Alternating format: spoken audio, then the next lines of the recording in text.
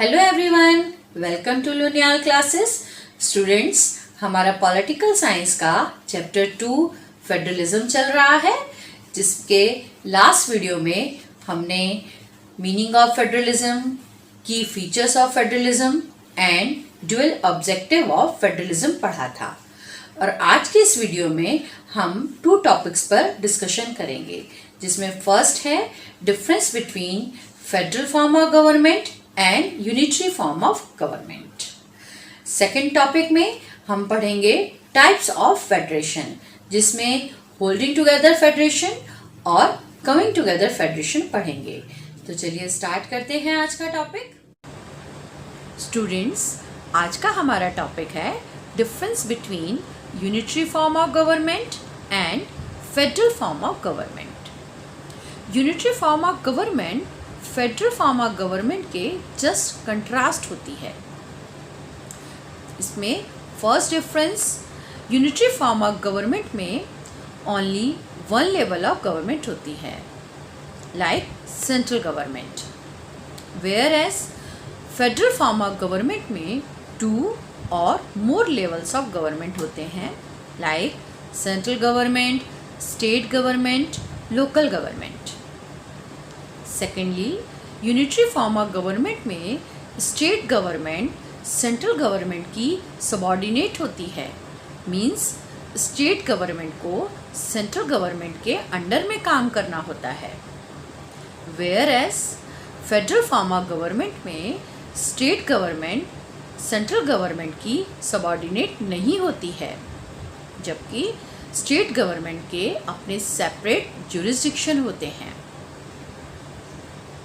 Thirdly, unitary form of government में central government state government को order pass on कर सकती है और स्टेट गवर्नमेंट को उसको फॉलो करना होता है, whereas federal form of government में स्टेट की अपनी पावर होती है और वह अपने स्टेट में अपनी पावर को यूज़ करता है, इसके लिए उसे सेंट्रल गवर्नमेंट के आंसरेबल नहीं होना होता है। France, China, Japan, UK etcetera में यूनिटरी फॉर्म ऑफ गवर्नमेंट देखने को मिलती है, whereas India, Canada, Germany etcetera में फेडरल फॉर्म ऑफ गवर्नमेंट देखने को मिलती है। स्टूडेंट्स, अब तक हमने difference between federal form of government and unitary form of government देखा। अब हम बात करते हैं 2 routes for making the federation. इस टॉपिक में हम फेडरेशन के टाइप्स देखेंगे। What is federation? फेडरेशन एक बिगर यूनिट होती है या बिग यूनियन ऑफ स्टेट्स होती है। इसे हिंदी में महासंघ भी कहते हैं। फेडरेशन के 2 टाइप्स होते हैं, coming together federation and holding together federation. सबसे पहले बात करते हैं कमिंग टुगेदर फेडरेशन की। कमिंग टुगेदर फेडरेशन के लिए कुछ इंडिपेंडेंट कंट्रीज़ एक साथ आकर एक बिगर यूनिट बनाती हैं या एक बिग फेडरेशन बनाती हैं।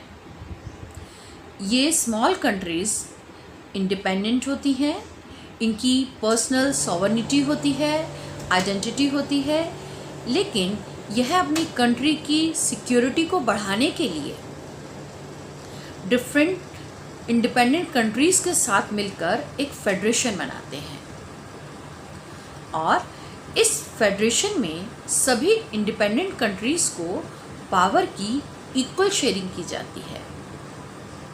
फॉर एग्ज़ाम्पल, यूएसए 50 कंट्रीज़ की एक फेडरेशन है, ऑस्ट्रेलिया 6 कंट्रीज़ की एक फेडरेशन है, स्विट्ज़रलैंड 26 कैंटन्स की एक फेडरेशन है। Cantons means states. तो इस तरीके से जब कुछ स्मॉल इंडिपेंडेंट कंट्रीज़ एक साथ मिलकर एक बिग फेडरेशन बनाती हैं और इस तरीके की फेडरेशन को कमिंग टुगेदर फेडरेशन कहते हैं। सेकेंड टाइप की फेडरेशन होती है holding together federation. Holding together federation में एक लार्ज कंट्री अपनी पावर को सेंट्रल और स्टेट में डिवाइड कर देती है, जिससे उसकी कंट्री का एडमिनिस्ट्रेशन ईजी हो जाता है। फॉर एग्ज़ाम्पल, इंडिया में पावर की sharing different levels of government में हुई है, जैसे स्टेट, सेंट्रल और लोकल गवर्नमेंट। इस तरीके के फेडरेशन में सेंट्रल गवर्नमेंट ज़्यादा पावरफुल होती है स्टेट के कंपैरिजन में, और इस तरीके के फेडरेशन में सभी स्टेट्स को इक्वल पावर की शेयरिंग नहीं होती। कुछ स्टेट्स ऐसे होते हैं जिन्हें ज़्यादा पावर मिली होती है, और कुछ स्टेट्स ऐसे होते हैं जिन्हें कम पावर मिली होती है।